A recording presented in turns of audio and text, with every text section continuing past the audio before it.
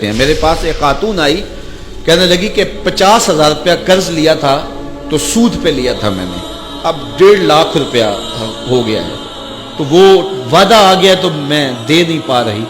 تو ساتھ اس کا بچہ تھا اور وہ ٹانگوں سے معذور تھا, وہ منظر مجھے نہیں بھولتا. تو کہنے لگی کہ آپ کسی کو بھیجیں اور دیکھیں ہمارے دروازے پہ وہ کھڑے ہوئے ہیں. کتنے صفاق لوگ ہیں, تو آپ نے کسی مجبوری کے تحت لیا ہوگا. تو کہنے لگی ہاں میں نے بیٹی کی شادی کرنی تھی, لوگوں کے گھروں کے برتن مانج کے میں نے کوئی جہیز کی چیزیں بنا لی تھی, لیکن وہ کہنے لگے 100 آدمی لے کے آئیں گے بارات میں, تو اس وجہ سے مجھے یہ قرض اٹھانا پڑا, باقی تو میں نے تیاری کر لی تھی. تو میں نے کہا آپ اپنے رشتہ داروں میں شادی کر لیتے جن کو آپ کا احساس ہوتا. تو اس نے مجھے کہا کہ جو بارات لے کے آیا وہ میرا سکا بھائی تھا. سکا بھائی اپنی اس بہن کے گھر اپنے بیٹے کو بیانے آ رہا ہے جس کا شوہر گھر کے برتن بھی بیچ کے نشہ کر لیتا ہے, اور وہ لوگوں کے گھروں کے برتن مانج رہی ہے, اور وہ بھی کہہ رہا ہے میں 100 کا لشکر لے کے حملہ آور ہونا ہے. اسے نہ شرم آئی نہ حیا آیا, اور اس نے لوگوں کے جو ہے وہ برتن مانج کر کے جہیز بنایا, پھر سود پر رقم اٹھائی, اور پھر اس نے ان کی 100 کے لشکر کی دعوت کی, اور وہ سمجھتا ہوگا کہ میں اپنی عزت بنا لی ہے.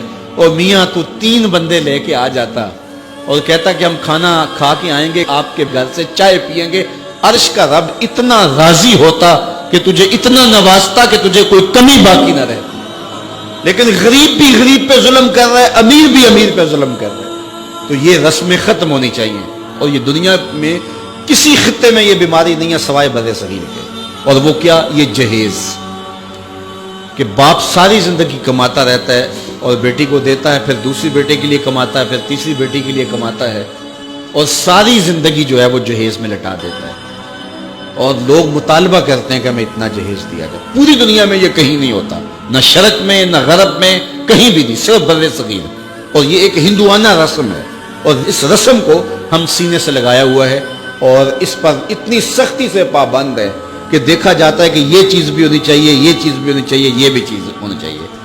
جہیز کی باقاعدہ اشیاء ملتی ہیں, اور باقاعدہ جو ہے اس کے مطالبے, اس کی لسٹیں ہوتی ہیں کہ یہ ہمیں دیا جائے.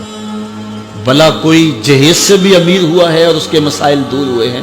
یہ بھی مانگنے کا ایک طریقہ ہے, اور پوری دنیا کے اوپر میں نے عرض کیا کہیں نہیں ہوتا, اور اسلام میں تو اس کی گنجائش ہی نہیں ہے. تحفہ آپ دے سکتے ہیں, لیکن وہ بھی ایک جو ہے وہ مخصوص دائرہ ہے. لیکن جب یہ سلسلہ ایک مرض بن جائے تو اس وقت اس سے بھی ان حالات کے اندر آپ کو گریز کرنا چاہیے, اور اس مصیبت سے بھی جان چھڑانی چاہیے کہ جو ہے وہ 1000 کا لشکر لے کر بیٹی والوں کے گھر حملہ آور ہوتے ہیں. کس نام پہ, کس وجہ سے؟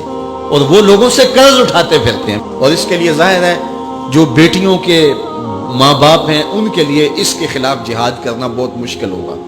مشکل اس لیے ہوگا کہ لوگ کہیں گے یہ دینے کے لیے کہہ رہے ہیں, اور بیٹے والے جب مطالبہ کریں گے, بیٹی کو ایسے کوئی قبول نہیں کرتا, تو اگر کوئی جہیز کے بغیر بیٹی کا نکاح کرنا چاہے تو کون قبول کرے گا؟ اس کے لیے سب سے اہم ذمہ داری جو ہے وہ بیٹوں والوں کی ہے کہ وہ عزم کریں. میں نوجوانوں سے بھی مخاطب ہوں کہ وہ عزم کریں کہ ہم جب بھی مانگیں گے پیشانی سجدے میں رکھ کے اللہ سے مانگیں گے, اور ہم اپنے ہاتھوں پر اللہ کی دی ہوئی طاقت پہ بھروسہ کریں گے, خود کمائیں گے, سنگلاخ چٹانوں سے بھی اپنی ضرورت کو نکالیں گے. کسی غریب کی بیٹی سے یا امیر کی بیٹی سے جہیز نہیں مانگیں گے.